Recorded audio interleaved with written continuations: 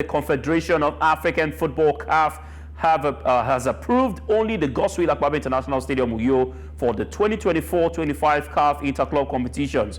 This was confirmed in an official communiqué sent out by CAF. CAF noted that the list, which includes 54 countries, is for the first and second preliminary round of the 2024-25 season.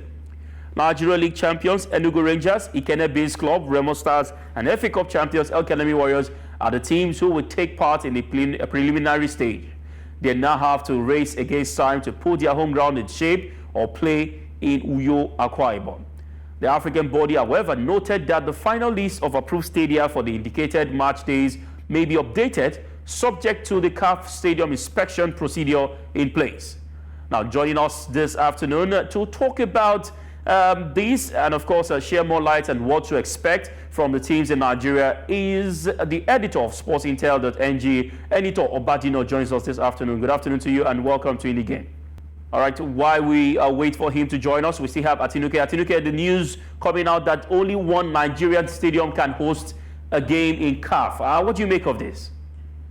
No surprises, considering recent years we've seen Rivers United would also make use of the Godswill Akpabio Stadium to play games. But like you said earlier, there's still going to be further inspection. So the team just have to make sure. I think Remo Stars would get the CAF nod to play their preliminary games at Ikene, because of course they've played the last two preliminary games at Ikene. So I feel like they would get the nod from CAF maybe after further inspection of the stadium. For Rangers, it's still a long way, maybe because it's been long they've qualified for the CAF competition. So I'm very certain of Remo Stars getting the nod later. For Rangers, they will have to put in the work. EL-Kanemi, I think that's one team I feel like would definitely have to play out of Maiduguri. That stadium would not get the approval from CAF, and I don't think there's enough time for them to make any finishing touches, because what the stadium needs is not only finishing touches, it needs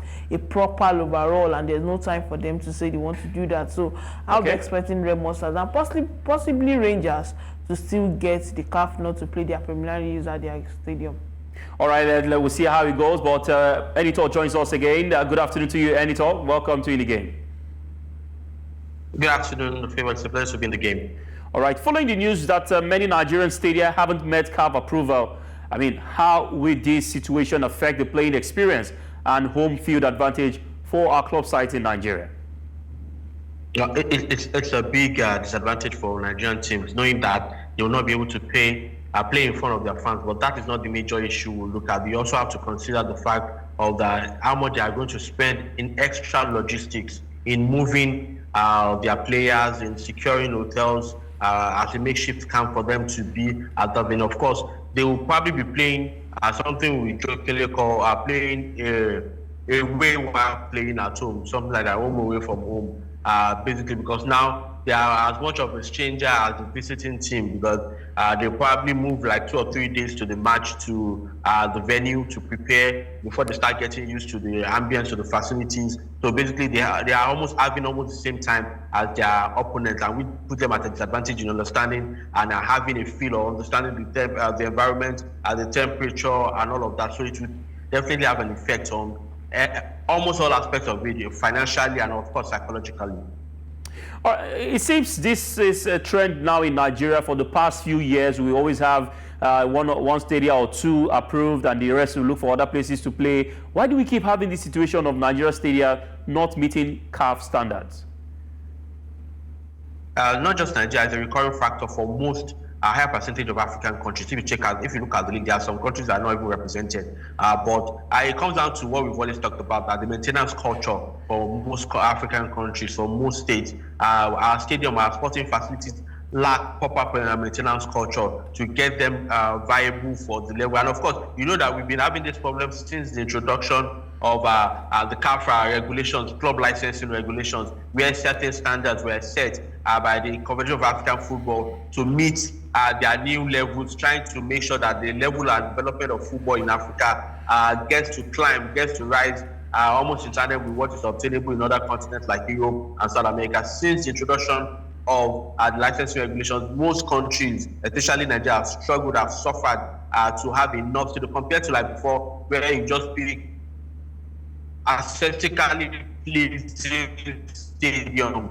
It's beyond the pitch, it's beyond the grass, either artificial or natural grass, or a mix of both. If you notice, FIFA and CAF has been big on medical facilities at stadium. Sometimes I saw the list for when Teslim Balogun Stadium, before he went under current renovation that is going through. They sent a list of what they expected for each stadium to have. They had as far as a mini surgical room where, in case of some emergency, surgeries can be conducted right there in the stadium with all the equipment that must be on ground. The quality of media facilities is also important because football is a media event. So when you look at all of this, you begin to understand why most of our stadiums fail this basic test, because these things are not readily available. We are more concerned about having about quality grass pitches. And if by grass pitches or quality of pitch, we could easily pick Abuja Stadium. They've been renovating the grass, but beyond that, it takes a whole lot of things to make a stadium viable for that level.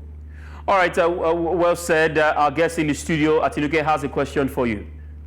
Good afternoon, Mr. Enitan. My question goes thus. You spoke about how the stadium not being ready is mostly down to most African countries, no maintenance. Do you think that has, speaking from the Nigeria aspect now, do you think that has been one of the reasons why we've not done very well in CAF Champions League in the last couple of years? The last team to get to the group stage was Lobby Stars in 2019. So it's been, what, 5 years now since we had a team in the group stage of the CAF Champions League. Do you think not playing your home games at home, not having that good facility is one of the reasons why we are not doing very well in those competitions? Yeah, absolutely. It's one of the reasons for that. And I'll cite personal examples. I've had cause to speak to a few of the players who have gone continental, especially when you are going to North Africans at the Maghreb. They talked about the atmosphere. You're playing in front of your vociferous fans. They are loud. The fire, smoke, everything is staring at you. Of course, knowing that you've not played at that level in terms of psychologically accepting that level of supportership on some of the fans. And of course, when you go to a place where there are better pitches, it tells on you, it now comes down to how prepared are you for such games. Going to a stadium, let's say in Morocco or Egypt or Tunisia, where the standard of the pitch is very good, but you are taking boots, you're taking soccer boots that you have constantly used on grass pitches in Nigeria. That's the factor, because it's part of a performance level. If you talk to analytics, psychologists, they will tell you about how the choice of boots you use on a particular playing surface affects your movement and affects your ability. Sometimes you see some issues where players are running and suddenly they fell down. It comes down to the quality of the soccer boot. It also comes down to the psychological aspect of not playing behind your loud fans in front of your home, where you find some bit of comfort as a player because you know you are playing in front of your home. We've seen Plateau United play at Abuja. We've seen Rivers United play at Uyo. This is far away from the quality of grass they are used to. And that's why I talked about financially and psychologically being an advantage for you to have to travel to another stadium in another state to start preparation, to get used to the environment, to get used to the temperature for the day and all of that, different from what you've constantly been used to. So that's a huge factor to consider. And yes, you're absolutely right. It's a big factor why we've been struggling on the continent. All right, Enitan, we already know that we have an issue in Nigeria, especially, let's come down to Nigeria now, our stadia, facility-wise, and it seems to be a Nigerian problem, not just about, the world of sport. How can this be solved? What are the resources, investment you think that each and every state can do, or sports world can do, to have these, issues being solved? I think it comes down to policy level and government will. Let me take you into this, the 2024 budget for Nigerian sports. When I looked at it, the only big stadium that was listed for maintenance, of course, if you see some of the items that is on that maintenance list for the Abuja Stadium, you know that they are not touching the main crux of what is expected to be maintained for a stadium to meet the CAF, to come to the level of CAF. I saw a certain amount fixed in that 2024 budget to erect a fence around the stadium and some other minor things that will not contribute to the overall improvements of the stadium in terms of being acceptable for international games. So when you do not have a deliberate policy to maintain your stadium yearly and regularly, it becomes a problem to have that constant quality over time. Today, Abuja Stadium is accepted. By 2-3 months, they are coming back to check because there are no maintenance, and it is not even in the budget. It's not in the plan of the federal government to maintain the stadium. Of course, it will deteriorate, and of course, the level will go down, which becomes a problem. And that's why CAF often send inspectors, people to check the quality of these stadiums before they don't just do a blanket acceptance or rejection.